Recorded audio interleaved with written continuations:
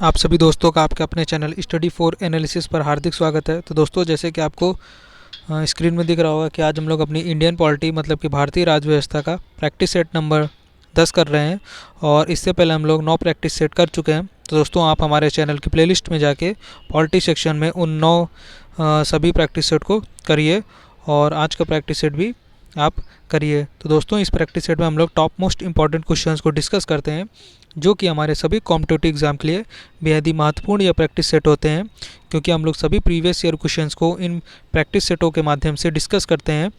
तो दोस्तों, आप लोग वीडियो को ज़रूर देखें और वीडियो देखने के बाद आप डिस्क्रिप्शन बॉक्स में जाके PDF फाइल के लिंक में क्लिक करके PDF फाइल को भी डाउनलोड करके पढ़ सकते हैं। दोस्तों, वीडियो अपलोड होने के बाद आपको PDF फाइल तुरंत डिस्क्रिप्शन बॉक्स में प्रोवाइड कर दी जाती है। तो वीडियो देखने के बाद आप डिस्क्रिप्शन बॉक्स चेक करके PDF फाइल को डाउनलोड करके पढ़ सकते हैं। तो दोस्तों, चलिए हम लोग आज अपने प्रैक्टिस सेट नंबर 10 को शुरू करते हैं। नंबर पहला प्रश्न है हमारा, इनमें से कौन सरकार की कार्यकारी शाखा में शामिल नहीं है? ऑप्शन नंबर ए प्रधानमंत्री, ऑप्शन नंबर बी अध्यक्ष या राजा, ऑप्शन नंबर सी मंत्रियों या फिर ऑप्शन नंबर डी न्यायालयों के न्यायाधीश। तो दोस्तों, इस प्रश्न का हमारा बिल्कुल सही उत्तर हो जाएगा न्यायालयों के न्यायाधीश इसमें शामिल नहीं होते, मतलब कि ऑप्शन नंबर जो हमारा डी है बिल्कुल सही हो जाएगा। अगले प्रश्न में चलते हैं। प्रश्न नंबर दूसरा है हमारा, आधुनिक राज्य के आवश्यकता तत्व हैं। Option number a supreme court.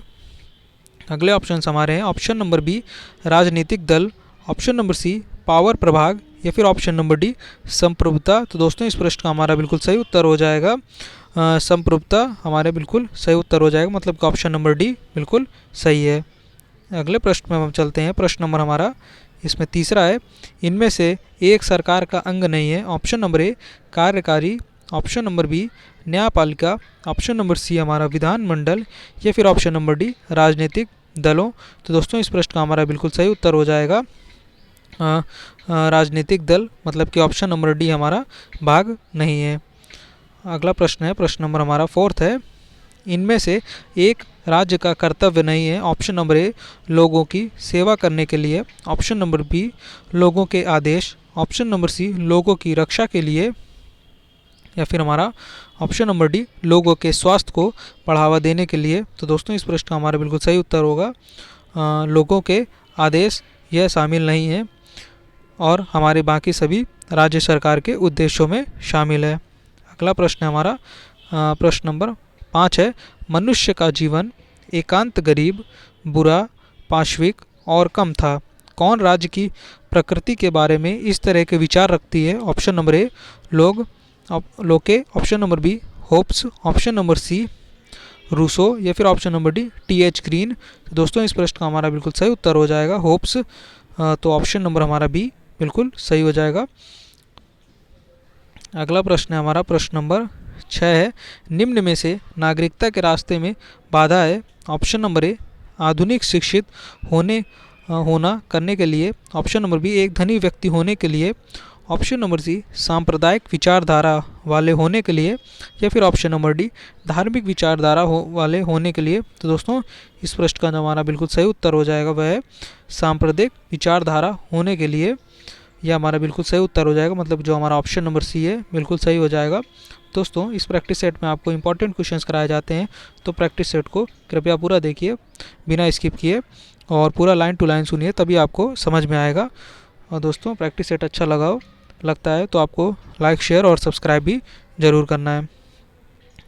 प्रश्न नंबर 7 है, नागरिकता खो सकते हैं। ऑप्शन नंबर ए एक विदेशी देश के साथ व्यापार रखता है, ऑप्शन नंबर बी हमारा विदेशी देशों का दौरा, ऑप्शन नंबर सी विदेशी लोगों के साथ पत्राचार किया गया है या फिर ऑप्शन नंबर डी एक विदेशी देश के राजनीतिक शरण ले सकता है। तो दोस्तों, इस प्रश्न का हमारा बिल्कुल सही उत्तर होगा एक विदेशी देश में राजनीतिक शरण ले सकता है, मतलब कि जैसे अगर हमारे भारत का कोई भी नागरिक है वह विदेशी राज्य या फिर विदेश की नागरिकता ले लेता है, तो हमारी भारतीय नागरिकता अपने आप समाप्त हो जाती है, मतलब कि उसका लोप हो जाता है। तो दोस्तों, अगर हम किसी दूसरे देश की नागरिकता ले लेते हैं तो हम भारत की नागरिकता से वंचित हो जाते हैं और लगातार 7 वर्ष तक अगर हम बाहर रहते हैं तो भी हमारी नागरिकता ख़त्म हो जाती है। नागरिकता हमारी नागरिकता हमारे जो है वो भाग 2 में बताया गया है, क्योंकि भाग 1 में संघ को बताया गया। और जो ये नागरिकता है हमने ब्रिटेन के संविधान से ली है, क्योंकि ब्रिटेन के संविधान में भी एकल नागरिकता का प्रावधान है। उसी तरह हमारे इंडिया के संविधान में, भारत के संविधान भी एकल नागरिकता का प्रावधान है। और दोस्तों जो हमारा भाग 2 में नागरिकता है, ये अनुच्छेद 5 से लेके 11 तक इसका किया गया है। मतलब कि 5 से 11 तक अनुच्छेदों में भाग 2 में हमें नागरिकता देखने को मिल जाती है, जिसमें कि अनुच्छेद 11 में नागरिकता में संशोधन कहा गया है। मतलब कि नागरिकता के बारे में अगर कोई भी नागरिकता के बारे में हमारी संसद नागरिकता में संशोधन कर सकती है। तो दोस्तों अनुच्छेद 11 में संसद का कर्तव्य बताया गया है कि वो किस प्रकार से नागरिकता में संशोधन कर सकती है। तो दोस्तों यह फैक्ट आपको ज़रूर याद रखना है, क्योंकि यह बेहद ही इम्पोर्टेंट फैक्ट है नागरिकता के बारे में। अगला प्रश्न हमारा प्रश्न नंबर 8 है, किस देश के संविधान में एक रिपब्लिक की स्थापना के लिए हमें प्रेरित किया है? Option number A France, option number B Italy, option number C दक्षिण अफ्रीका, या फिर ऑप्शन नंबर डी ब्रिटेन। तो दोस्तों इस प्रश्न का हमारा बिल्कुल सही उत्तर हो जाएगा फ्रांस के संविधान में रिपब्लिक शब्द। हमारा जो ये प्रश्न है कि रिपब्लिक की स्थापना के लिए हमें प्रेरित किया है। और दोस्तों हमने फ्रांस के संविधान से गणतंत्रात्मक व्यवस्था ली है। और इटली और हमारा जो दक्षिण अफ्रीका का संविधान है, हमने इससे जो राज्यसभा में सदस्यों का निर्वाचन होता है वो हमने लिया है। और साथ ही साथ में संविधान संशोधन की प्रक्रिया भी ली है, जो कि हमारे अनुच्छेद 368 में संविधान संशोधन को बताया गया। और ब्रिटेन के संविधान से हमने संसदीय प्रणाली ली है, महान्यायवादी का पद लिया है, जो हमारी 5 तरह की रिटें होती हैं उनको हमने लिया है। और दोस्तों जो महान्यायवादी का पद है वो अनुच्छेद 76 में बताया गया है, और ये हमारा संवैधानिक पद है। और ब्रिटेन के संविधान से हमने जो हमारी नागरिकता है हमने इसको भी लिए, तो मंत्रिमंडल भी लिया गया।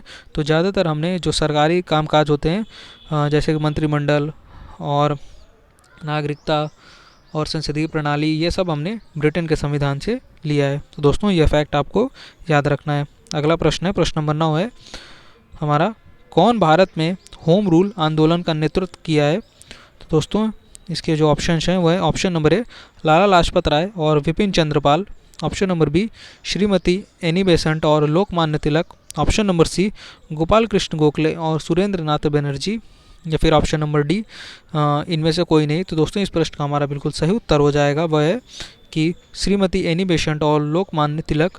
मतलब जो हमारा ऑप्शन नंबर बी है सही हो जाएगा। एनी बेसेंट और जो लोकमान्य तिलक है, इन्होंने होम रूल आंदोलन, मतलब जो हमारे जो होम रूल मतलब कि घर का शासन है, शुरू किया था। और सबसे पहले लोकमान्य तिलक जी ने अप्रैल 1916 में इसको पुणे से स्टार्ट किया था। उसके बाद जो हमारी एनी बेसेंट है, इन्होंने सितंबर 1916 में मद्रास से स्टार्ट किया था। और दोस्तों फिर जाके बाद में 1917 में ये दोनों होम रूल आंदोलन एक हो गए। तो इसका जो नेतृत्व श्रीमती एनी बेसेंट और साथ ही साथ में लोकमान्य तिलक जी ने किया था। दोस्तों ये फैक्ट भी आपको याद रखना है।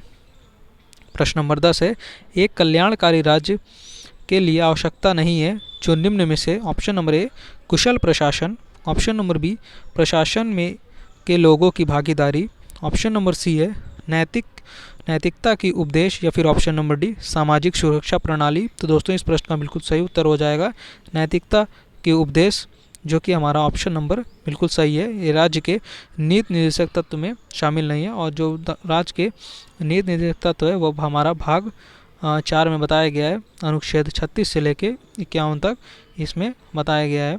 तो दोस्तों कुल मिला के ये हमारा 23 अनुच्छेदों में इसका वर्णन किया गया है। प्रश्न नंबर 11 है, निम्नलिखित व्यक्तियों के बीच भारतीय डोमिनियन में प्रिंसिपल राज्य के विलय के लिए जिम्मेदार कौन था? तो इसके ऑप्शन हम देख लेते हैं। ऑप्शन नंबर हमारा A C Rajagopalachari, option number B doctor Rajendra Prasad, option number C Sardar Vallabhbhai Patel, या फिर ऑप्शन नंबर डी हमारा इनमें से कोई नहीं। तो दोस्तों इस प्रश्न का हमारा बिल्कुल सही उत्तर हो जाएगा सरदार वल्लभ भाई पटेल जी। ये जो मतलब कि हमारी जो रियासतें थीं उनको भारत में सम्मिलित करने के लिए सरदार वल्लभ भाई पटेल जी जिम्मेदार हैं। सी राजगोपालाचारी तो हमारे देश के अंतिम गवर्नर जनरल थे, जो कि भारतीय थे। डॉक्टर राजेंद्र प्रसाद जी हमारे देश के प्रथम राष्ट्रपति थे दोस्तों। और सरदार वल्लभ भाई पटेल हमारे देश के प्रथम उप प्रधानमंत्री भी इनको हम कहते हैं। और सरदार वल्लभ भाई पटेल जी की सबसे ऊंची प्रतिमा स्टैचू ऑफ जो हमारी लिबर्टी है, स्टैचू ऑफ यूनिटी, यह गुजरात राज्य के अहमदाबाद में स्थित है। दोस्तों, सरदार वल्लभ भाई पटेल जी को लौह पुरुष भी कहा जाता है। अगला प्रश्न है, प्रश्न नंबर हमारा 12 है, लोकसभा के पहले आम चुनाव किस वर्ष आयोजित हुए? ऑप्शन नंबर हमारा A 1947, option number B 1951, option number C 1952 या फिर ऑप्शन नंबर डी 1957। तो दोस्तों, इस प्रश्न का हमारा बिल्कुल सही उत्तर हो जाएगा वर्ष 1952 में लोकसभा के आम चुनाव आयोजित किए गए थे। और दोस्तों, जैसे कि आप जानते हैं कि संसद का वर्णन अनुच्छेद 79 में है, इसके बाद अनुच्छेद हमारा 80 में राज्यसभा का वर्णन है और अनुच्छेद 81 में हमारा लोकसभा का वर्णन है। दोस्तों, पहले हम लोकसभा की बात कर लेते हैं। लोकसभा हमारा निम्न सदन है जो कि जनता का मतलब कि प्रतिनिधित्व करती है, इस वजह से इसको प्रत्यक्ष निर्वाचन प्रणाली द्वारा चुना जाता है। और लोकसभा का कार्यकाल 5 वर्ष का होता है। इसमें जो अध्यक्ष और उपाध्यक्ष का पद है वह अनुच्छेद 93 में बताया गया है।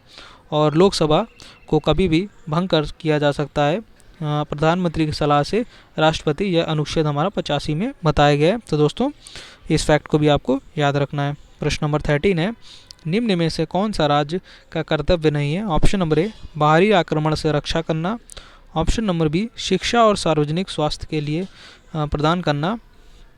अगले ऑप्शन से ऑप्शन नंबर हमारा सी है अपने नागरिकों को मजबूर करने के लिए धार्मिक व्यक्ति होना, ऑप्शन नंबर डी कानून और व्यवस्था बनाए रखना। तो दोस्तों, इस प्रश्न का बिल्कुल सही उत्तर हो जाएगा कि हमारा अपने नागरिकों को मजबूर करने के लिए धार्मिक व्यक्तियों होना, मतलब कि ऑप्शन नंबर सी इस प्रश्न का सही उत्तर हो जाएगा। ये हमारे राज्य का कर्तव्य नहीं है और बाकी जो सभी अन्य सभी 3 ऑप्शन है वह बिल्कुल सही हैं।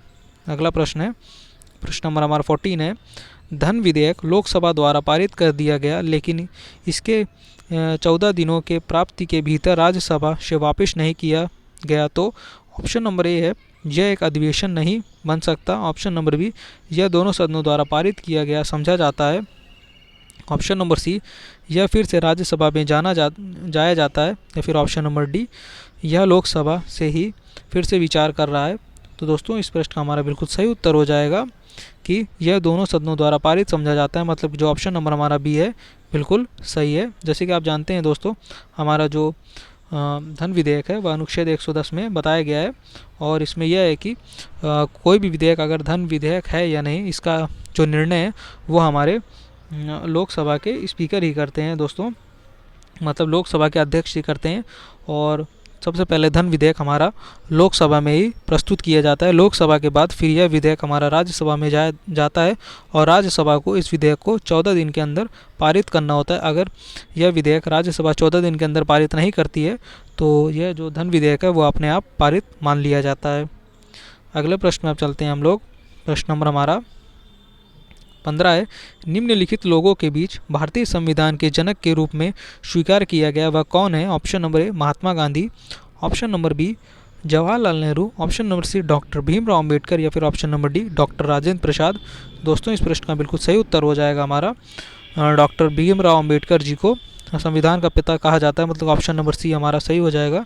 महात्मा गांधी तो हमारे भारत के राष्ट्रपिता थे, जवाहरलाल नेहरू देश के प्रथम प्रधानमंत्री थे और डॉक्टर भीमराव अम्बेडकर ये प्रारूप समिति के अध्यक्ष थे जिसमें कुल मिला के 7 सदस्य थे और इनको भारतीय संविधान का पिता भी कहा जाता है। और डॉक्टर राजेंद्र प्रसाद जी ये हमारे सबसे लंबे समय तक अभी तक राष्ट्रपति हुए हैं, जो कि हमारा 1950 से लेकर 1962 तक बने थे। अगला हमारा प्रश्न है,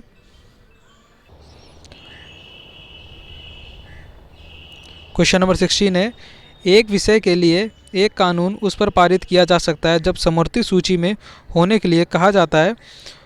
ऑप्शन नंबर ए केंद्रीय सरकार, ऑप्शन नंबर बी केंद्र और राज्य सरकार दोनों, ऑप्शन नंबर सी राज्य सरकार या फिर ऑप्शन नंबर डी अध्यक्ष और एक साथ प्रधानमंत्री। तो दोस्तों, इस प्रश्न का हमारा बिल्कुल सही उत्तर हो जाएगा केंद्र और राज्य सरकार दोनों।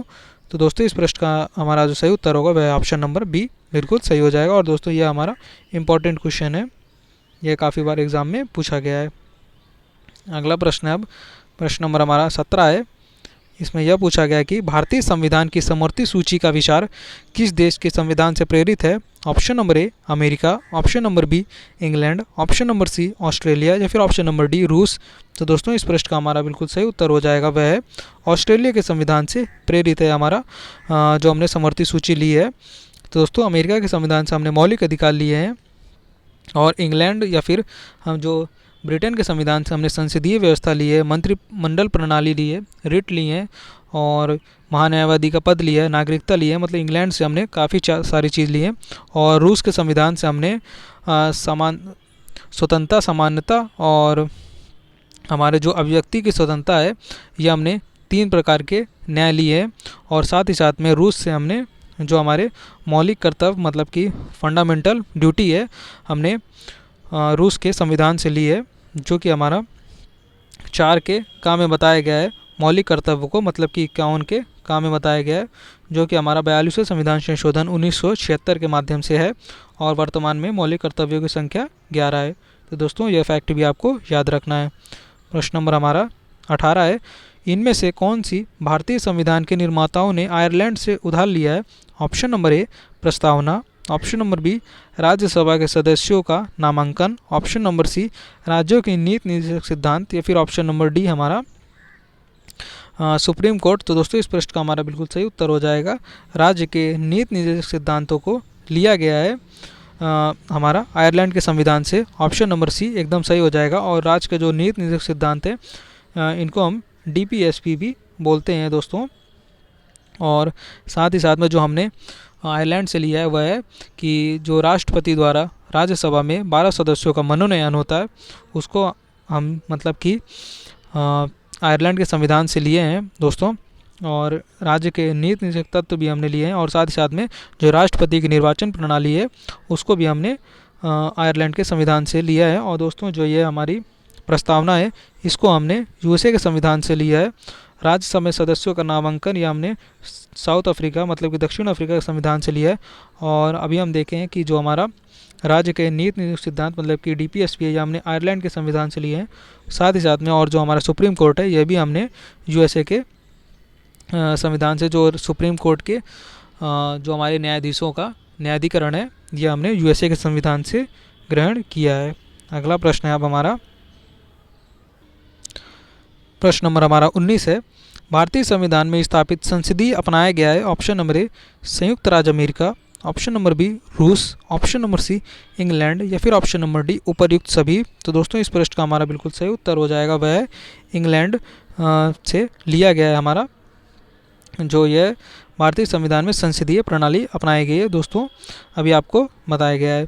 अगला प्रश्न है हमारा प्रश्न नंबर 20 है, इसमें यह पूछा गया है कि भारतीय संविधान में निहित प्रस्तावना के अनुसार परम अधिकार में ऑप्शन नंबर ए अध्यक्ष, ऑप्शन नंबर बी प्रधानमंत्री, ऑप्शन नंबर सी है राष्ट्रपति, प्रधानमंत्री और देशी राज्यों के शासक या फिर ऑप्शन नंबर डी एक पूरे के रूप में भारत के लोग। तो दोस्तों इस प्रश्न का हमारा बिल्कुल सही उत्तर हो जाएगा वह है एक पूरे के रूप में भारत के लोग। इस प्रश्न का हमारा सही उत्तर हो जाएगा मतलब कि ऑप्शन नंबर डी बिल्कुल सही हो जाएगा।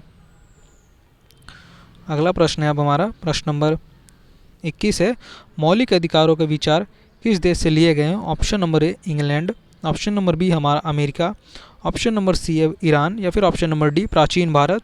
दोस्तों इस प्रश्न का हमारा बिल्कुल जो सही उत्तर हो जाएगा वह है अमेरिका से हमारा मौलिक अधिकार लिया गया, मतलब ऑप्शन नंबर बी बिल्कुल सही हो जाएगा। तो दोस्तों मौलिक अधिकार जिनको हम फंडामेंटल राइट्स भी बोलते हैं ये हम भाग 3 में इनको पढ़ते हैं दोस्तों, जिसको संविधान का मैग्ना कार्टा भी कहा गया है। और यह अनुच्छेद 12 से लेकर 35 तक इनका वर्णन किया गया है। और दोस्तों जो हमारे मौलिक अधिकार हैं यह अमेरिका के संविधान से लिए गए हैं। तो फ्रेंड्स आपको ये इम्पॉर्टेंट फैक्ट मौलिक अधिकार के बारे में याद रखने हैं। प्रश्न नंबर हमारा 22 है, इनमें से कौन सी भारतीय संविधान की प्रस्तावना में शामिल नहीं है। ऑप्शन नंबर ए आर्थिक और राजनीतिक न्याय सामाजिक, ऑप्शन नंबर बी पुरुषों महिलाओं और बच्चों के लिए शिक्षा, ऑप्शन नंबर सी सोच की स्वतंत्रता अभिव्यक्ति विश्वास और पूछा या फिर ऑप्शन नंबर डी सभी के लिए स्थिति और अवसर की समानता। दोस्तों इस प्रश्न का हमारा बिल्कुल सही उत्तर हो जाएगा वह है पुरुषों महिलाओं और बच्चों के लिए शिक्षा, ये हमारी शामिल नहीं है, मतलब कि जो ऑप्शन नंबर बी है ये बिल्कुल सही हो जाएगा। अगला प्रश्न है अब हमारा प्रश्न नंबर हमारा 23 है। भारतीय संविधान को संविधान द्वारा अपनाया गया था। ऑप्शन नंबर ए 26 जनवरी 1950, ऑप्शन नंबर सी 26 नवंबर 1949, ऑप्शन नंबर सी 15 अगस्त 1947 या फिर ऑप्शन नंबर डी 2 अक्टूबर 1948। तो दोस्तों इस प्रश्न का जो हमारा बिल्कुल सही उत्तर हो जाएगा वह है 26 नवंबर 1949 को संविधान को अपनाया गया था। और दोस्तों बाकी ऑप्शंस की अगर हम बात करते हैं तो इसका जो है कि 26 जनवरी 1950 को जो संविधान है इसको लागू किया गया था दोस्तों। और साथ ही साथ में जो 26 नवंबर 1949 है इसमें संविधान को पारित किया गया फिर अपनाया गया। और 15 अगस्त 1947 को हमारा देश स्वतंत्र हुआ था। और 2 अक्टूबर को दोस्तों हम लोग प्रत्येक वर्ष गांधी जयंती मनाते हैं। और साथ ही साथ में लाल बहादुर जयंती और अहिंसा दिवस भी 2 अक्टूबर को प्रत्येक वर्ष हम लोग मनाते हैं। अगले प्रश्न में अब चलते हैं हम लोग। प्रश्न नंबर हमारा 24 है। भारतीय संविधान में तैयार किया गया था या फिर भारतीय संविधान तैयार किया गया था। ऑप्शन नंबर ए 2 साल और 11 महीना, ऑप्शन नंबर बी 2 साल और 18 महीना, ऑप्शन नंबर सी 2 साल और 18 दिन, ऑप्शन नंबर डी 2 साल और 11 महीना और 18 दिन। तो दोस्तों इस प्रश्न का जो हमारा बिल्कुल सही उत्तर हो जाएगा वह कि भारतीय संविधान को हमारे जो भारतीय संविधान है इसमें कुल मिला के इसको तैयार करने में जो समय लगा वह 2 साल 11 महीने और 18 दिन लगा था, जो कि ऑप्शन नंबर डी बिल्कुल सही है। और लगभग 65 लाख रुपए तक इसमें खर्च भी आया था। और दोस्तों आज की वीडियो का हमारा ये अंतिम प्रश्न है। प्रश्न नंबर हमारा 25 है। भारत के संविधान को 26 जनवरी 1950 को लागू किया गया, लेकिन इसके कुछ अधिनियम पहले ही किस तारीख को लागू कर दिए गए थे। ऑप्शन नंबर ए 24 दिसंबर 1949, ऑप्शन नंबर बी 26 अक्टूबर 1949, ऑप्शन नंबर सी 26 नवंबर 1949 या फिर ऑप्शन नंबर डी हमारा 26 दिसंबर 1949। तो दोस्तों इस प्रश्न का हमारा बिल्कुल सही उत्तर जो हो जाएगा वह हमारा 26 नवंबर 1949 को पारित कर दिया गया था। मतलब कि हमारा जो ऑप्शन नंबर सी है ये बिल्कुल सही हो जाएगा। जैसे कि हमारे जो नागरिकता है जो कि हमारा भाग 2 में बताया गया उसके 5, 6, 7, 8 और जो ये 9 है, मतलब कि 1, 2, 3, 4, 5 ये अनुच्छेद 26 नवंबर 1949 को ही लागू कर दिए गए। तो उसके बाद में जो हमारे बचे अनुच्छेद हैं 10 और जो हमारा 11 है, ये 2 अनुच्छेद जो बचे हैं ये हमारा 26 जनवरी 1950 को लागू किए गए थे दोस्तों। तो कुछ अनुच्छेद जो है हमारे ये जिस दिन संविधान को पारित या फिर अपनाया गया था 26 नवंबर 1949 को उस दिन लागू कर दिए गए। तो बाकी सभी अनुच्छेद 26 जनवरी 1950 को जब संविधान लागू किया गया तब पारित किए गए। दोस्तों इस प्रश्न का हमारा बिल्कुल सही उत्तर हो जाएगा ऑप्शन नंबर सी 26 नवंबर 1949। तो दोस्तों ये थे आज के हमारे top 25 most important questions polity के, जो कि हमारे कॉम्पिटिटिव एग्ज़ाम के लिए बेहद ही महत्वपूर्ण है। और ये सभी प्रीवियस ईयर एग्ज़ाम के क्वेश्चंस हैं। तो दोस्तों ये आपके सभी प्रीवियस ईयर क्वेश्चंस जो हैं इनको ज़रूर पढ़िए और साथ ही साथ में 2 से 3 बार वीडियो को ज़रूर देखिए। और वीडियो देखने के बाद आप डिस्क्रिप्शन बॉक्स में जाएंगे तो आपको PDF फाइल का लिंक मिलेगा। आप PDF फाइल के लिंक में क्लिक करके डाउनलोड करके पढ़ सकते हैं। तो दोस्तों आप लोग डिस्क्रिप्शन बॉक्स में जाके PDF फाइल को भी डाउनलोड करके पढ़िए। चलिए दोस्तों फिलहाल आज की वीडियो में हमारा आज का इतना ही, और चलिए अब नेक्स्ट प्रैक्टिस सेट में आप लोगों से मुलाकात होगी। तो दोस्तों तब तक के लिए धन्यवाद। और दोस्तों अगर आपको प्रैक्टिस सेट अच्छा लगा हो तो प्रैक्टिस सेट को लाइक, शेयर और अपने चैनल स्टडी फॉर एनालिसिस को सब्सक्राइब जरूर करिए। आप सभी दोस्तों का thank you for watching video.